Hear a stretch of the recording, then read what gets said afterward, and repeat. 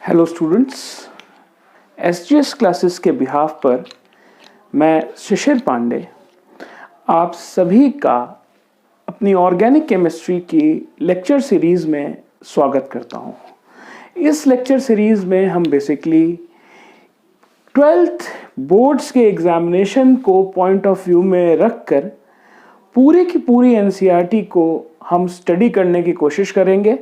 और यहाँ पर मेरा जो बेसिक एम्फेसिस रहेगा वो यही रहेगा कि मैं आपके साथ लाइन बाय लाइन एनसीईआरटी को कवर कर सकूं। तो इसी बिहाफ पर हम अपना ऑर्गेनिक केमिस्ट्री का पहला चैप्टर जो कि haloalkanes and haloarenes हैं उसे स्टार्ट करते हैं। इन लेक्चर्स में मैं बहुत ज़्यादा डिटेल में नहीं जाऊंगा। जिस लेवल पर एनसीईआरटी में ऑर्गेनिक में डिटेल्स की रिक्वायरमेंट होती हैं, सिर्फ मैं उसी लेवल पर यहाँ पर इस चीज़ को डिस्कस करने की कोशिश करूँगा।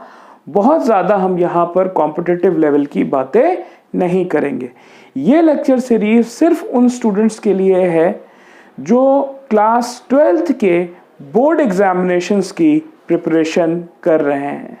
तो चलिए हम आज का टॉपिक स्टार्ट करते हैं जिसका नाम है haloalkanes and haloarenes.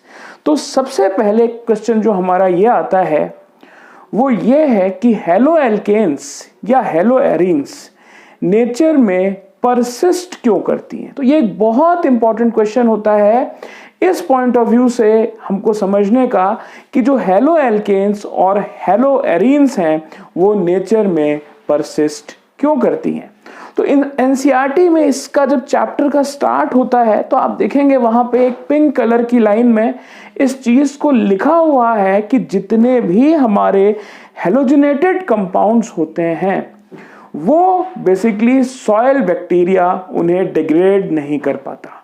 तो जब सॉइल बैक्टीरिया उसे डिग्रेड नहीं कर पाता है तो वो क्या करते हैं, वो एनवायरनमेंट में परसिस्ट करते हैं। और इसी कारण से जो हैलो एल्केन्स हैं और हैरो एरीन्स हैं वो नेचर में परसिस्ट करेंगे और इसी बिहाफ पर हमें उनको स्टडी करने का मौका मिल जाता है। तो सॉइल बैक्टीरिया का हेलोजिनेटेड कंपाउंड्स ना डिग्रेड करना हमें एक मौका देता है उन कंपाउंड्स को स्टडी करने का जिनको हम हैलो एल्केन्स या हैरो एरीन्स कहते हैं, जो कि नेचर में बच्चों परसिस्ट करते हैं। तो पहला जो पार्ट है जो मैं लेक्चर 1 में डील करने वाला हूं वो है इसका इंट्रोडक्शन। और इंट्रोडक्शन में कुछ इंपॉर्टेंट पॉइंट्स यहां एनसीईआरटी में मेंशन्ड है। पहले हम इंट्रोडक्शन डील करेंगे, फिर हम डील करेंगे हैलो एल्केन्स और हैलो एरीन्स की क्लासिफिकेशन, और उसके बाद हम यहां पर नॉमेनक्लेचर ऑफ हैलो एल्केन्स और हैलो एरीन्स में जाएंगे। तो चलिए, जो पहला पॉइंट यहां पर इंपॉर्टेंट था वो तो मैंने आपको डिस्कस कर लिया है कि हैलो एल्केन्स या हेलोजिनेटेड कंपाउंड्स का नेचर में परसिस्टेंस क्यों होता है, because the soil bacteria are not able to degrade these halogenated compounds, hence they persist in nature. Next important thing is कि इनका नाम हैलो एल्केन्स या हैलो एरीन्स क्यों पड़ा। तो सबसे पहले बच्चों हम इस चीज को देखते हैं। देखिए, एल्केन का जो जनरल फॉर्मूला होता है वो होता है CnH2n+2। ये हमारे पास एल्केन्स का जनरल फॉर्मूला है। अब होता क्या है कि जब इसमें से एक H का सब्स्टिट्यूशन बेसिकली हैलाइड ग्रुप के साथ हो जाता है, तो हमने यहां से एक H माइनस करा तो देखिए फॉर्मूला क्या बना, CnH2n+2 की जगह एक हाइड्रोजन जब चला गया तो ये हो गया बच्चों +1। और जब इस हाइड्रोजन का सब्स्टिट्यूशन हैलोजन के साथ हुआ तो यहां पर देखिए ये X आ गया, और ये एक तरीके का सब्स्टिट्यूटेड एल्केन हो गया जिसको हम हैलो एल्केन्स के नाम से जानते हैं।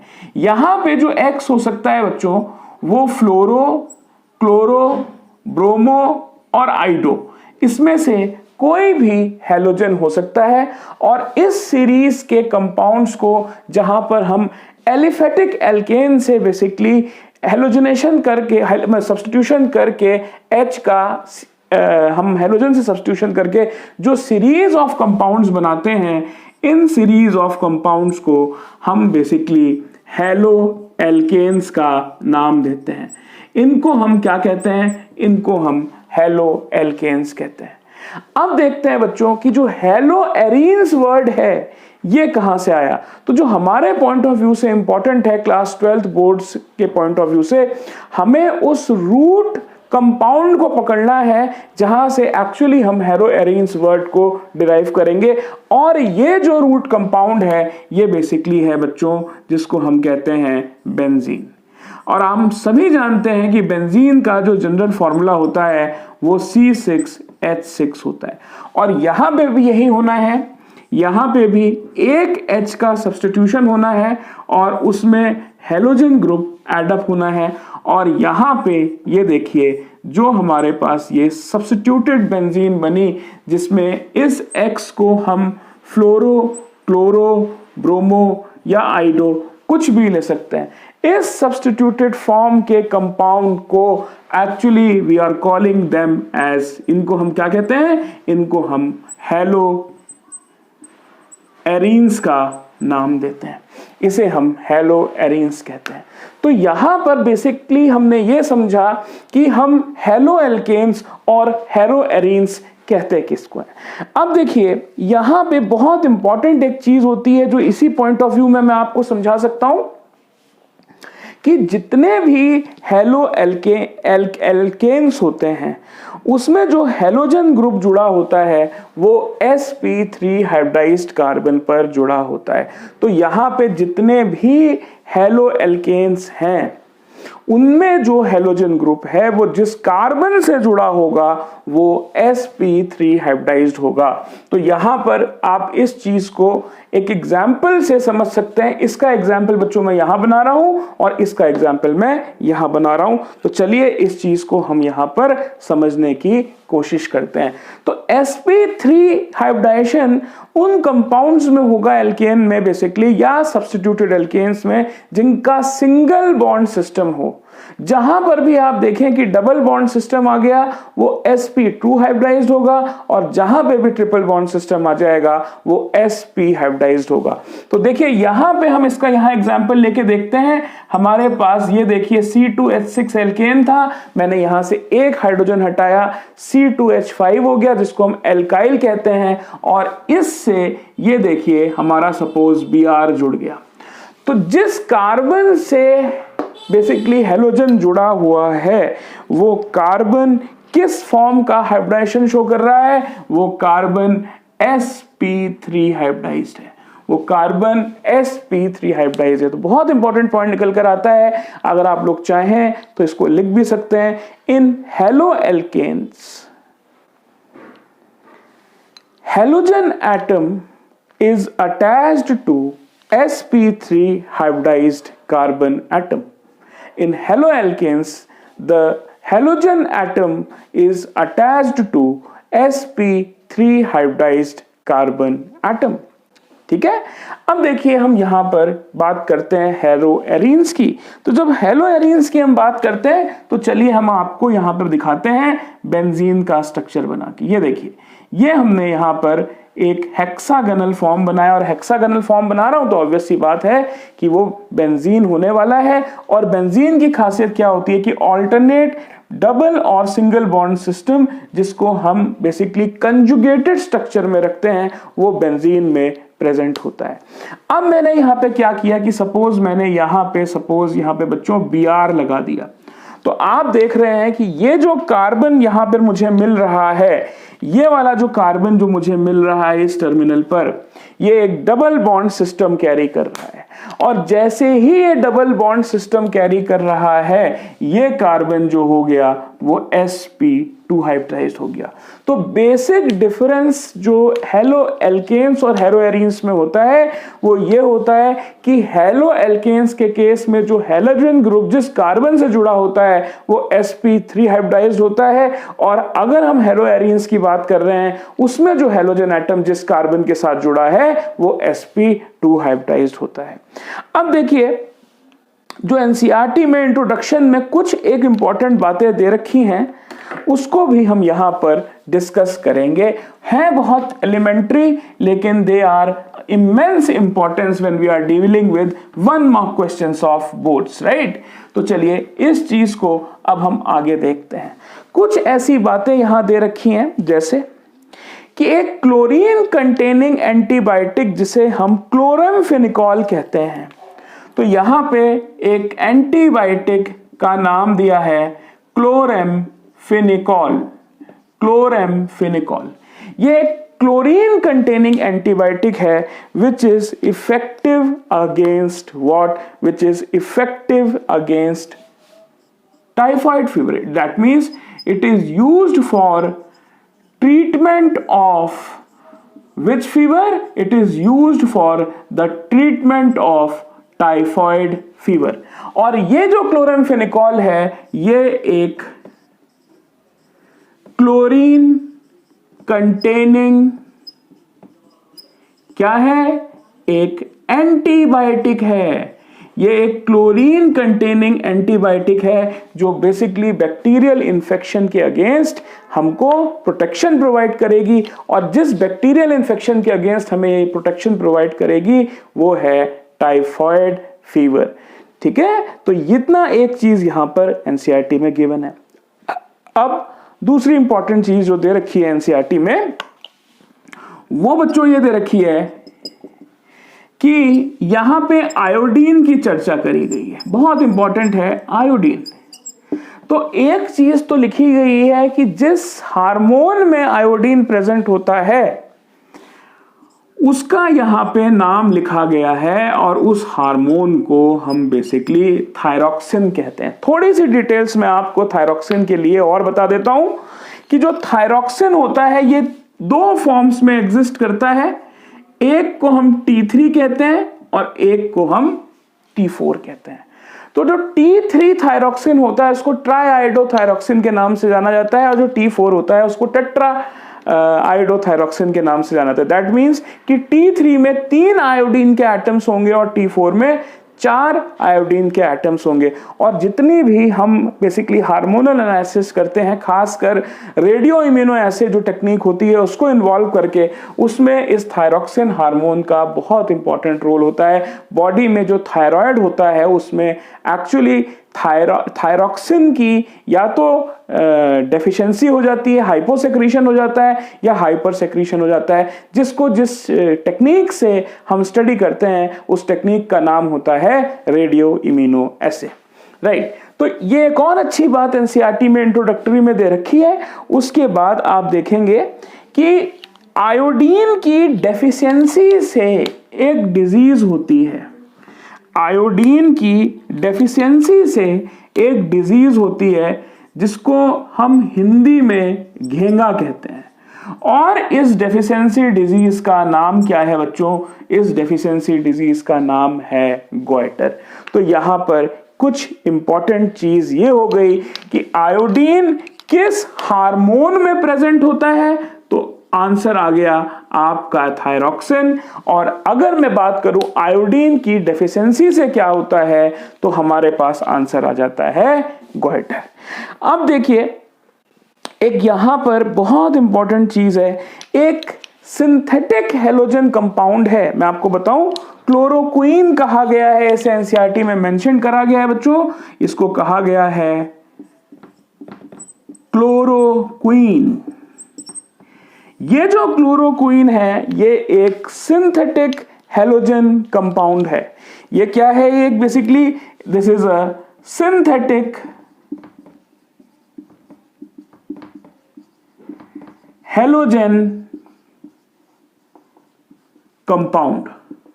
तो ये एक सिंथेटिक हेलोजन कंपाउंड है। और ये जो क्लोरोक्वीन होता है, ये कहीं भी आप क्वीन वर्ड आ जाए, आप याद रखिएगा कि ये कहीं ना कहीं मलेरिया से इन्वॉल्व है। तो ये जो सिंथेटिक हेलोजन कंपाउंड है, this is basically used for the treatment of malaria. तो chloroquine is basically used for the treatment of क्या है बच्चों, जिसको हम क्या कहते हैं? हम मलेरिया कहते हैं। ठीक है, तो यहां पर ये एक इंपॉर्टेंट चीज यहां लिखी गई है एक चीज एनसीईआरटी में इंपॉर्टेंट और है, और वो ये चीज है, उसमें लिखा है कि कुछ फ्लोरोनेटेड हैलोजेंस जो हैं या जो कुछ फ्लोरोनेटेड कंपाउंड्स जो होते हैं वो बेसिकली यूज होते हैं as a potential blood substitute when we are performing surgeries in the medical system. तो यहां पे पूछा जा सकता है कि कौन सा हैलोजन जो है can be used as a blood substitute in surgical operations. तो answer will be the fluorinated compounds are basically used as blood substitute in the surgical processes, right. तो ये एक बेसिक इंट्रोडक्शन है। जो देखिए एनसीईआरटी को मैं आपको दिखाता हूं, ये जो एनसीईआरटी का हमारा ये पहला पेज है, इसमें ये इंट्रोडक्शन दिया गया है। अब देखिए हम एनसीईआरटी के जो सेकंड पेज पे है, अब एनसीईआर लाइन बाय लाइन एनसीईआरटी को हम आपको पढ़ाने की कोशिश कर रहे हैं, इसलिए सब बच्चों के पास एनसीईआरटी की बुक सामने होनी चाहिए जब वो मेरे इस लेक्चर की बात करेंगे। अब देखिए हम क्लासिफिकेशंस पे आने जा रहे हैं बच्चों। यहां से यहां तक जो है क्लासिफिकेशंस ऑफ हेलो एल्केन्स की यहां पर बात करी जा रही है। तो चलिए अब हम धीरे धीरे करके क्लासिफिकेशंस ऑफ हेलो एल्केन्स को पढ़ने की कोशिश करते हैं। अब यहां पे जब हम क्लासिफिकेशंस की बात करेंगे तो हम यहां पर कुछ बातें करते हैं। सबसे पहले कि क्लासिफिकेशन का बेसिस क्या होना चाहिए, ठीक है। तो यहां पर हम बात कर रहे हैं क्लासिफिकेशन की बच्चों। तो यहां पे जिस चीज की हम बात करने जा रहे हैं वो है क्लासिफिकेशन। ये देखिए हम यहां पे बात करने जा रहे हैं क्लासिफिकेशंस की, ऑफ किसकी, या हेलो एल्केन्स की। क्लासिफिकेशन ऑफ हेलो एल्केन्स, या इसको चलिए लिखते नहीं है, ये आप समझ जाइएगा कि classifications of haloalkanes and haloarenes की हम यहां पर बात करने जा रहे हैं। तो चलिए जो पहला क्लासिफिकेशन का बेसिस होता है वो ये है कि कितने number of halogen atoms present हैं। तो first criteria is based on the basis of number of halogen atoms present. तो यहां पर हम पहला क्लासिफिकेशन ले रहे हैं जिसको हम केस ए कह देते हैं। It is classification on the basis of number of halogen atoms present, number of halogen atoms present। पहली हम यहां पर बच्चों इस चीज की बात करेंगे कि कितने हेलोजन एटम्स यहां पर बेसिकली प्रेजेंट है। चलिए इसके कुछ डायग्राम्स हम बनाना, स्ट्रक्चर्स बनाना शुरू करते हैं, आपको अपने आप समझ में आ जाएगा। देखिए हमने यहां पे पहला स्ट्रक्चर बनाया C2H5X। X आप समझ जाइए फ्लोरोक्लोरोब्रोमो कुछ भी हो सकता है। एक हमने यहां पे केस बनाया CH2X बॉन्ड CH2X, और एक हमने केस बनाया CH2X CHX एंड CH2X। एक केस हमने बच्चों ये बनाया। और अगर हम हेलो एरीन्स की बात करें, तो अगर हम यहां हेलो एरीन्स की बात करें तो देखिए यहां पे ये हो गया X। एक चीज हमने यहां पर बनाई जिसको हमने इस चीज को देखिए इस फॉर्म में लिख दिया, और एक चीज हमने यहां पर इस चीज में जब हम बात करेंगे तो इसको हमने ऐसे लिख दिया। तो ये जो ऊपर वाली सीरीज आप देख रहे हैं ये हेलो एल्केन्स की है, और जो नीचे वाली सीरीज है वो बेसिकली किसकी है, वो हेलो एरीन्स की है। तो अब हम यहां पर बात करते हैं हेलो एल्केन्स और हेलो एरीन्स की। यहां पर बात कर, देखिए यहां पे सिर्फ एक हेलोजन ग्रुप है, यहां पे सिर्फ एक हेलोजन ग्रुप है, इसीलिए हम इसे क्या कहते हैं, इसीलिए हम इसे कहते हैं मोनो सब्स्टिट्यूटेड एल्केन या मोनो हैलोजन एल्केन। इसे हम कहते हैं मोनो हैलोजन एल्केन। इसे हम कहते हैं मोनो हैलोजन एल्केन। इस चीज को हम क्या कहते हैं? डाई हैलोजन एल्केन, क्योंकि यहां पर 2 हैलोजन ग्रुप है और यहां पे आप देख सकते हैं बच्चों 3 हैलोजन ग्रुप हैं, इसीलिए इसको कहते हैं ट्राई हैलोजन एल्केन। इसीलिए इसको कहा जाता है ट्राई हैलोजन एल्केन। और ऐसे ही आप बेंजीन न्यूक्लियस पे देखिए, बेंजीन न्यूक्लियस में यहां पे 1 हैलोजन है, यहां 2 हैलोजन है, यहां 3 हैलोजन है, तो इसमें ये क्या कहलाएगा? Mono halogen. ये एल्केन की जगह बच्चों एरीन्स हो जाएगा, बस ये डाई हो जाएगा और ये ट्राई हो जाएगा। तो ये आपके पास मोनो हैलो एल्केन्स की जगह ये क्या हो जाएगा? ये एरीन्स हो जाएगा। तो यहां पर इस पॉइंट ऑफ व्यू पे आपको इसको बहुत अच्छे से समझना होगा कि ये चीज एक्चुअली है क्या। ऐसे ही हम फटाफट से देखिए और कंपाउंड्स को भी स्टडी करते हैं। 2 क्लासिफिकेशंस हमारी यहां पर और आ जाएंगी। ये क्लासिफिकेशन ए हो गई और देखिए दूसरी जो क्लासिफिकेशन है वो क्लासिफिकेशन बी और सी में हम फटाफट से पढ़ेंगे। वो क्लासिफिकेशन है उन कंपाउंड्स की जिसमें जो हैलोजन है वो CX बॉन्ड जो उसका हाइब्रिडाइजेशन है वो बेसिकली एक केस में sp3 है और एक केस में sp2 है। तो केस बी में हमारे पास जो क्लासिफिकेशन आ रही है वो क्या आ रही है बच्चों? वो आ रही है कंपाउंड्स कंटेनिंग sp3CX बॉन्ड। तो यहां पर ये जो चीज आ रही है वो ये आ रही है कि कंपाउंड्स containing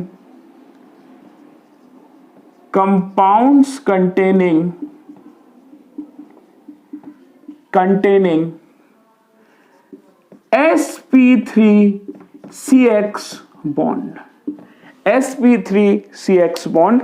और जो हमारे नेक्स्ट क्लासिफिकेशन होगी बच्चों वो क्या होगी? वो होगी क्लासिफिकेशन सी और वो होगी कंपाउंड्स कंटेनिंग sp2CX बॉन्ड। वो होगी कंपाउंड्स कंटेनिंग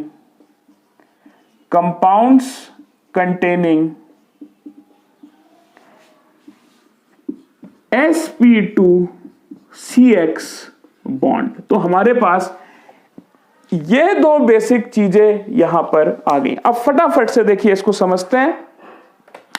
अब इसमें भी हमारे पास बच्चों 3 केसेस हैं। एक को तो हम नॉर्मली ये कहते हैं कि जो प्राइमरी, सेकेंडरी और टर्शियरी एल्काइल हैलाइड्स होती हैं वो क्या होती है, तो मैं आपको समझाता हूं।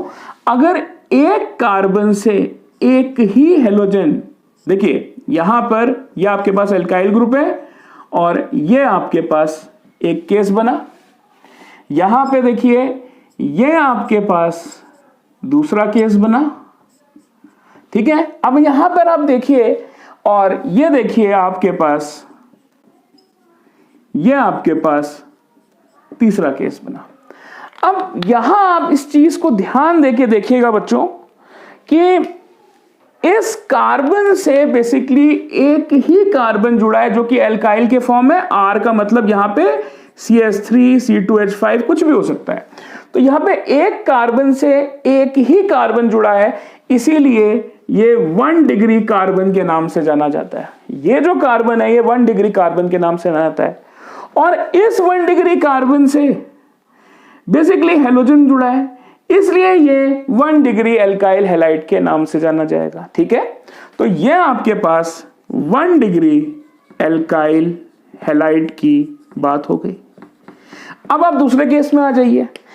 ये जो कार्बन है बच्चों ये 2 डिग्री है। क्यों? क्योंकि ये कार्बन 2 कार्बन से जुड़ा हुआ है और इसी से लिए ये जो एल्काइल हैलाइड होगा ये 2 डिग्री एल्काइल हैलाइड कहलाएगा। Am I clear? सबको समझ में आ गया यहाँ पे? अब देखिए हम थर्ड वाले इंपॉर्टेंट चीज पे जा रहे हैं कि अब देखिए यहाँ पे ये कार्बन कितने कार्बन से जुड़ा हुआ है बच्चों? बताइए। 3 कार्बन से जुड़ा हुआ है। कैसे? एक ये रहा, एक ये रहा, एक ये रहा।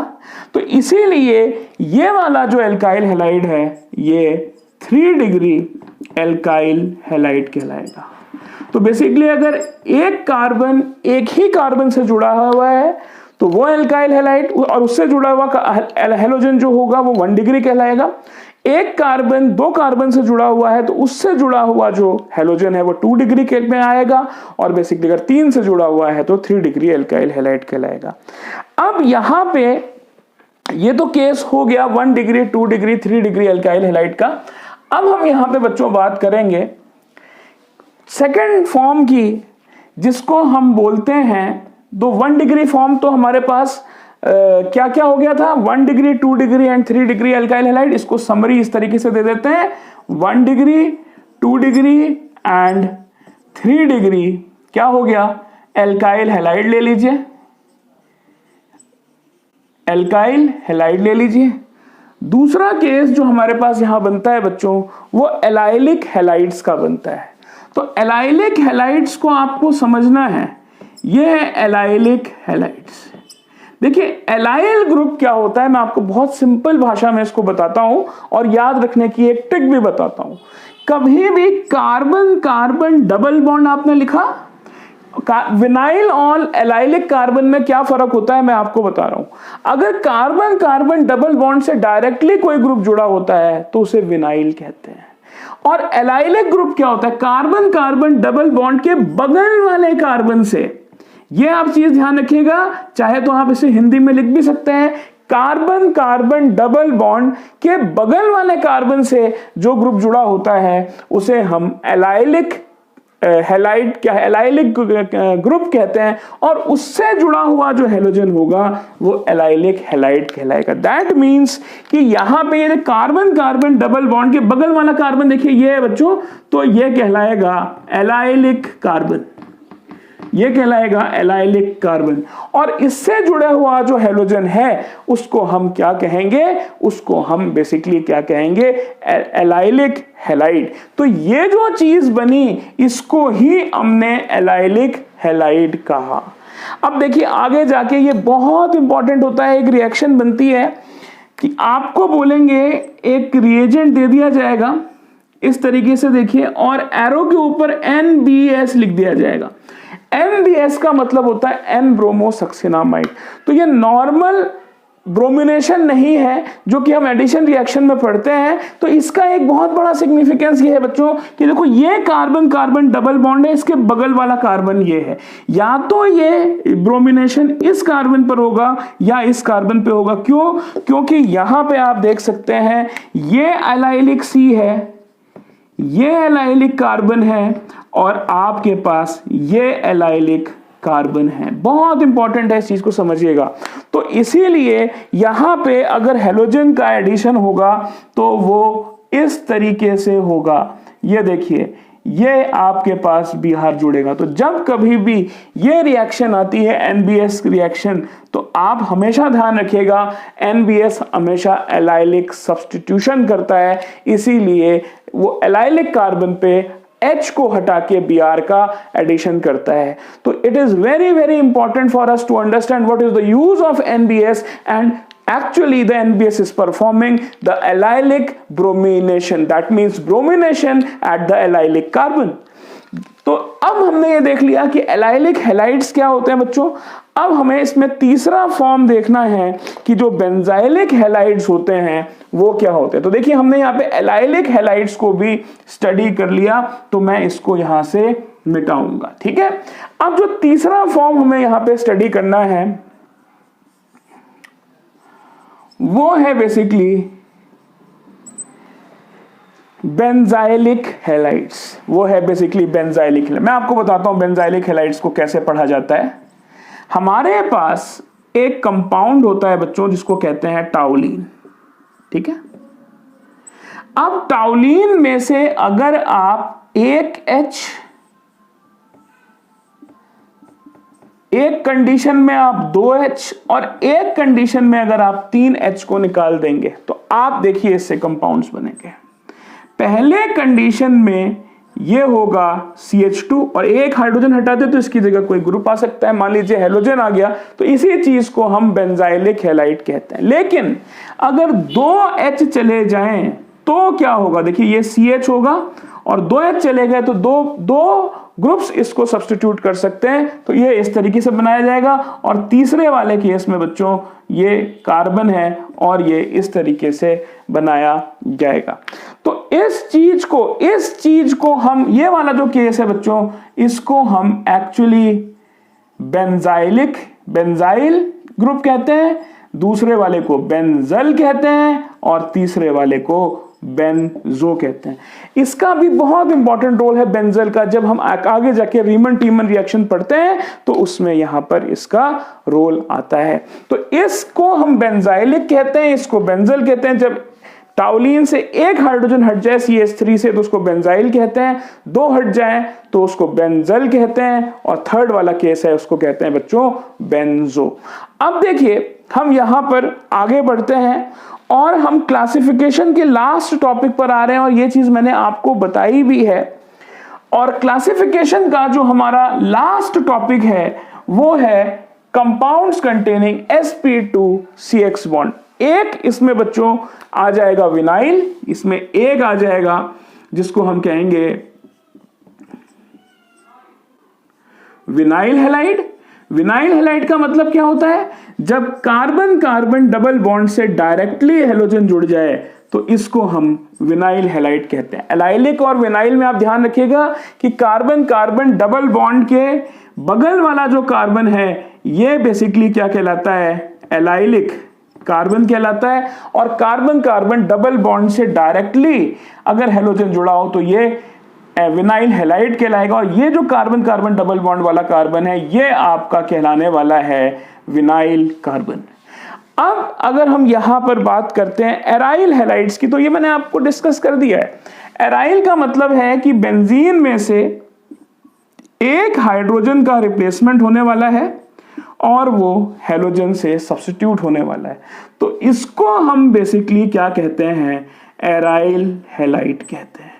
तो देखिए ये मैंने आपका एक बेसिक इंट्रोडक्शन जो कि एल्काइल हैलाइड का है यहां पर उसको कर दिया है, जिसमें हमने इंट्रोडक्शन पढ़ा है कि कौन कौन से कंपाउंड्स हेलोजेंस के सिग्निफिकेंटली इंपॉर्टेंट हैं।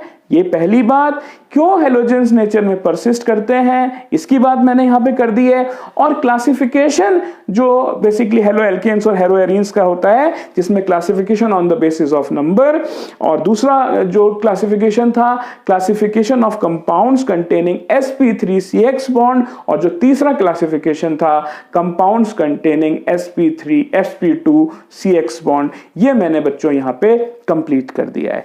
अब अपने नेक्स्ट लेक्चर में मैं आपके साथ basically nomenclature of alkyl halides को डील करूंगा।